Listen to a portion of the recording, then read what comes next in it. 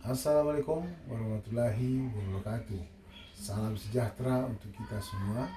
Saya Wondo Debaho, mahasiswa STH Pasundan, dengan nomor NIK 02 33 30 054. Di mana dalam kesempatan ini saya akan berbagi tentang yang namanya di dalam hukum pidana lanjutan.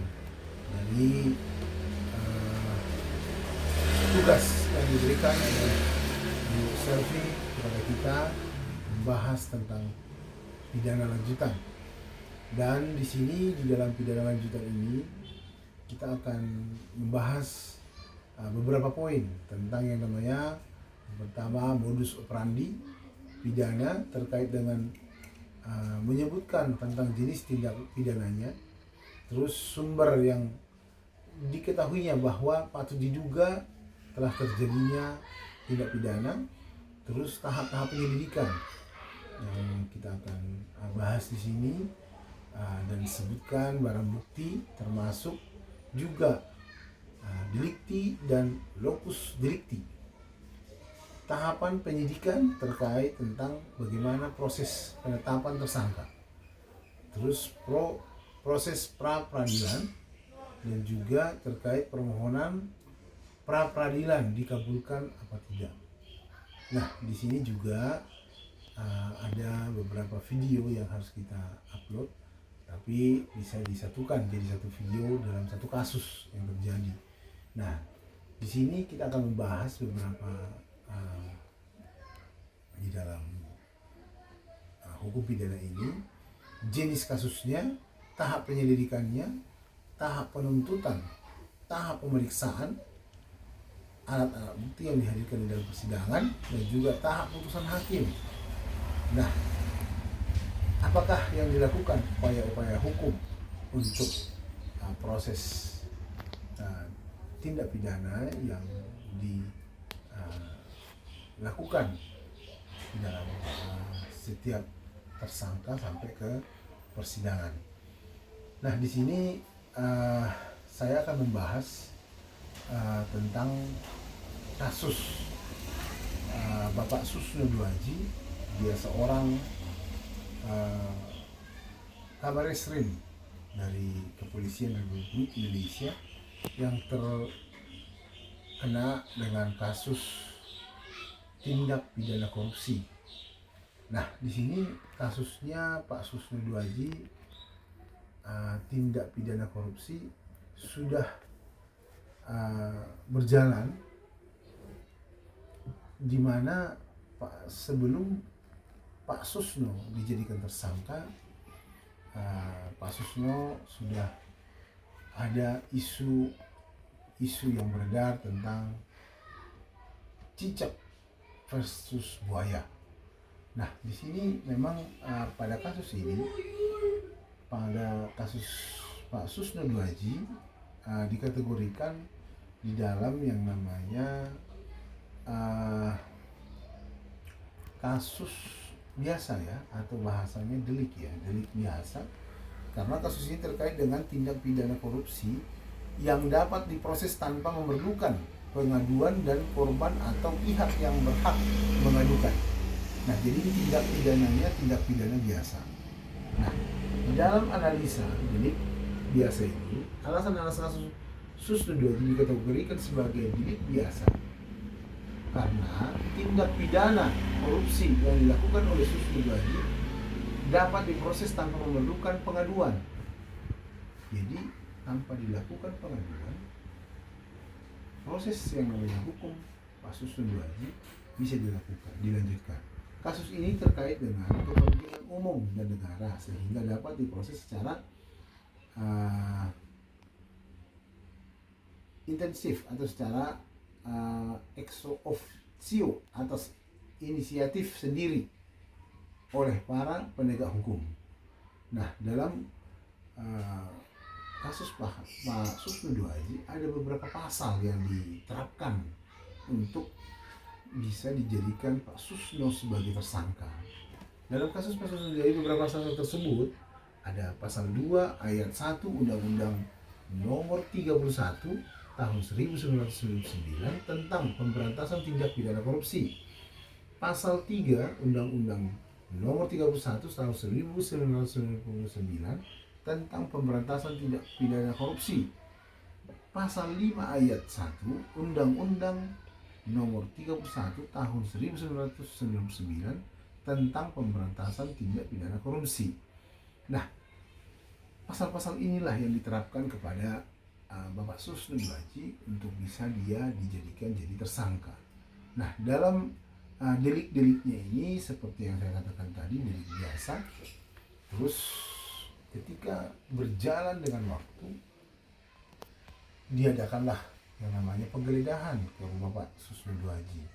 Nah, ketika dilakukan penggeledahan, Pak Susno Duaji ya secara prosedur yang dilakukan oleh kepolisian negara Indonesia dan KPK turun kepada rumahnya Pak Susno Duaji, dan Pak Susno Duaji tidak melakukan perlawanan, dan pada saat itu dia dengan surat yang sudah dikeluarkan oleh surat perintah yang dikeluarkan untuk penyelidikan dan untuk penyidikan,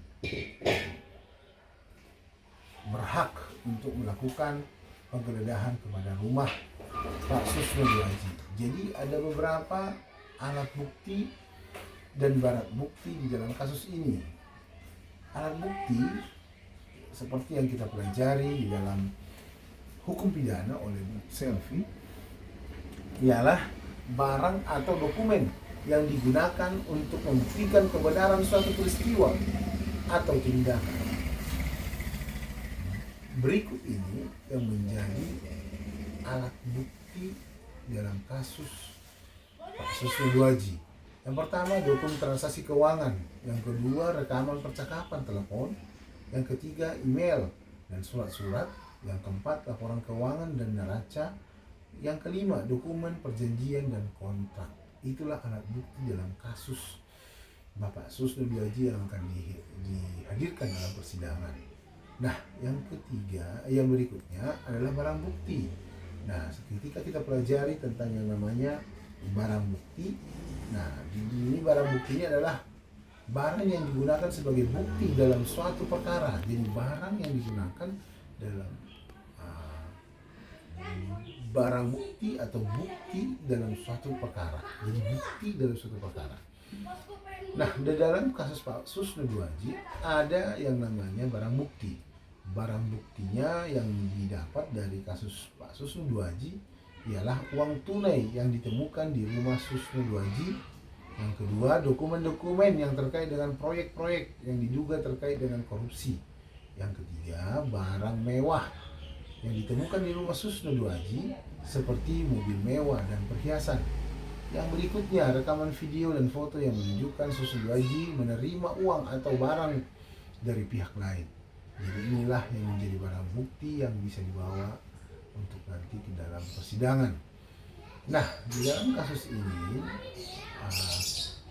berlanjut dengan keadaan barang bukti sudah dibawa, terus kasusnya sudah ditentukan dia masuk kategori kasus tindak pidana korupsi. Nah, di dalam ini Pak Susno Duaji melakukan yang namanya perlawanan untuk kasus dari Pak Susno Duaji tersebut. Jadi Bapak Susno Duaji melakukan pra peradilan di mana Pak Susno Duaji terkait dengan kasus ini di dalam pra peradilan yang dimulai ketika mengajukan permohonan pra peradilan sah atau tidaknya penangkapan dan penahanan terhadap dirinya. Permohonan ini diajukan karena Susno merasa dikorbankan oleh pimpinannya dan ingin membongkar kasus-kasus mafia hukum yang lebih besar. Namun Pak Susno ditolak atau bahasa pasnya itu pra peradilan Pak Susno ditolak oleh hakim, dan pada saat itu memang sudah berjalan proses pra peradilan, dan kasusnya ketika disidangkan, hakim majelis menyatakan bahwa penangkapan dan penahanan Pak Susno telah dilakukan oleh kepolisian dengan sah. Penolakan ini membuat Pak Susno tetap ditahan dan diproses hukum, dan hukumannya pun terus diteruskan ke polisi. Jadi Pak Susno ini melakukan proses pra peradilan untuk kasusnya dia, di mana cara penangkapannya dan di mana juga dia melakukan permohonan yang sudah dilakukan merasa dikorbankan oleh pimpinannya, dan akhirnya proses pra peradilannya ketika disidangkan ditolak oleh hakim. Oleh sebab itu, kasus dari Pak Susno dilanjutkan untuk ke proses pengadilan. Kasus Pak Susno ini juga terkait dengan perlindungan saksi. Lembaga perlindungan saksi dan korban LPSK dilibatkan untuk kasusnya dari Pak Susno. Berusaha untuk memberikan perlindungan kepada Pak Susno, namun upaya itu juga tidak berhasil karena Pak Susno merasa dia akan membongkar mafia besar yang terjadi di kepolisian Republik Indonesia. Pada akhirnya Pak Susno akan menjalankan proses-proses pengadilan di dalam kasus yang terjadi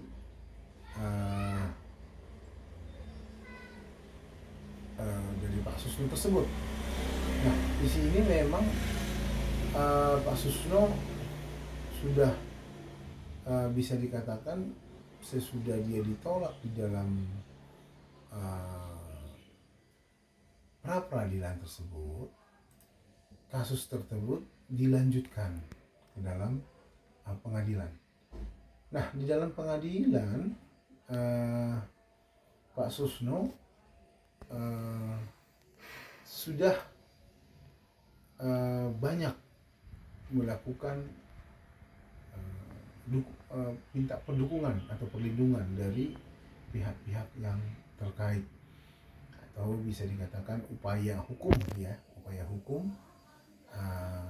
telah dilakukan oleh dalam kasus Pak Susno ini. Berikut ini ada beberapa upaya hukum yang dilakukan oleh Pak Susno.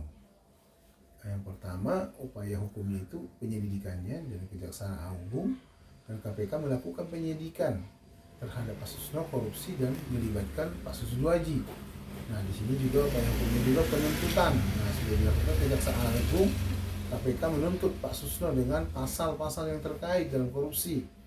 Terus upaya hukumnya juga dalam persidangan dilakukan di Pengadilan Negeri Jakarta Pusat, dan Pak Susno Duaji dinyatakan bersalah dan dijatuhkan hukuman 3 tahun 6 bulan penjara. Nah, di dalam upaya hukum ini juga ada banding. Nah, dalam banding Pak Susno Duaji, ketika dia tidak menerima dengan putusan 3 tahun 6 bulan penjara, Pak Susno Duaji melakukan banding. Susno Duaji melakukan upaya banding ke Pengadilan Tinggi Jakarta, tetapi permohonan bandingnya ditolak. Jadi ketika dia melakukan banding ke Pengadilan Tinggi Negeri Jakarta, permohonannya ditolak. Nah, di sini juga upaya hukum yang dilakukan oleh Pak Susno adalah kasasi. Nah, di kasasi Pak Susno jadi melakukan upaya kasasi ke Mahkamah Agung, lembaga tertinggi di dalam Republik Indonesia, tetapi permohonan kasasinya juga ditolak oleh Mahkamah Agung. Nah, jadi karena sudah melakukan upaya-upaya hukum dari Pak Susno Duaji ini, dan dia juga sudah melakukan semua di dalam persidangan, dan dia juga berupaya untuk membela dirinya untuk bisa bebas dari tindakan ini, dari tuduhan dan tindak pidana korupsi ini, akhirnya di dalam persidangan ini lahirlah yang namanya putusan akhir. Putusan akhir dalam kasus Pak Susno Duaji adalah Pak Susno Duaji diputuskan. Nah, Susno Duaji dinyatakan bersalah dan dijatuhi hukuman 3 tahun 6 bulan penjara, dan Susno Duaji juga diwajibkan membayar denda sebesar 200 juta dan uang pengganti sebesar 4 miliar rupiah. Itulah putusan akhir dari kasus dari